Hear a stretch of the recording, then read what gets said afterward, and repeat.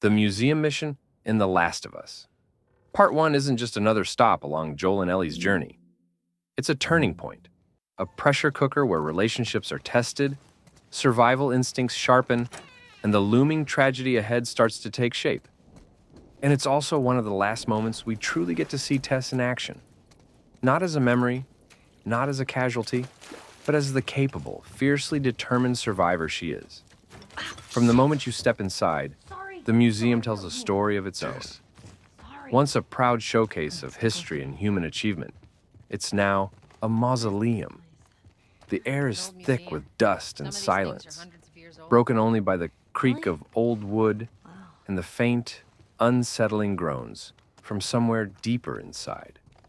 Sunlight filters through shattered windows, illuminating broken displays and scattered relics, reminders of a time when humanity celebrated knowledge instead of fighting to cling to what's left of it. The presence of Tess here is more than just extra firepower.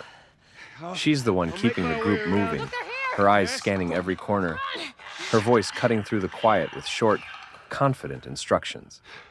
While Joel tends to keep things close to the chest, Tess operates like a field commander.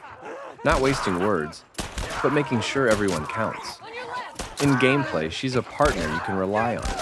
In story terms, she's the glue holding this uneasy trio together. As you push further in, the museum shifts from eerie exploration to sudden chaos. A collapse separates Joel from Tess and Ellie, forcing him to navigate the upper floors alone while they're left below. It's here the game turns up the tension. Not just because of the infected lurking in the dark, but because Tess's voice over the commotion is the one tether Joel has to them. She's not panicking. She's holding the line, keeping Ellie safe while Joel fights his way back. And this is where Tess's character really shines. In combat, she's decisive. When she's with you, she'll flank enemies, pull you out of trouble, and land shots with deadly precision. But more importantly, her actions here foreshadow what's coming. She's already putting herself in harm's way without hesitation, already showing that she values the mission and Ellie above her own safety. At the time, it just reads as toughness. Tess. Later, it becomes clear it's something deeper. Resolve in the face of an inevitable end. The infected encounters in the museum are some of the most nerve-wracking in the early game. Clickers roam the shadowy halls, their echolocation clicks echoing through the exhibits. Here, Tess doesn't just play a supporting role. She's essential to the atmosphere. Having her at your side gives a sense of security, but it's also a constant reminder that you're not just fighting for yourself. You're responsible for a team, and every misstep could cost them. Ellie's role in this section is quieter, but no less important. She's clearly out of her depth, but she's watching both Joel and Tess, learning how they move, how they survive. And Tess, whether she realizes it or not, is showing Ellie what strength looks like in this world. Not bravado, but calm under pressure, the ability to make hard choices quickly. In these small moments, you can see Ellie's survival instincts being shaped. There's also something poetic about the setting. A museum is a place meant to preserve the past. Fossils, artifacts, grand achievements.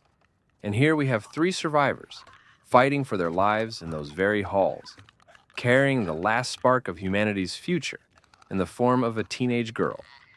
The irony is sharp. This building was meant to remind us of how far we'd come. And now, it's a graveyard where the living fight to avoid becoming part of the ruins. When Joel finally fights his way back to Tess and Ellie, there's this unspoken moment of relief. Tess isn't the kind of person to gush over reunions, but you can hear it in her tone, see it in the way she immediately shifts back into leader mode. She pushes the group forward without missing a beat. No wasted time, no lingering in danger. And again, this is so telling of her mindset. She's on borrowed time already, though Joel and Ellie don't know it yet. Every step forward matters to her.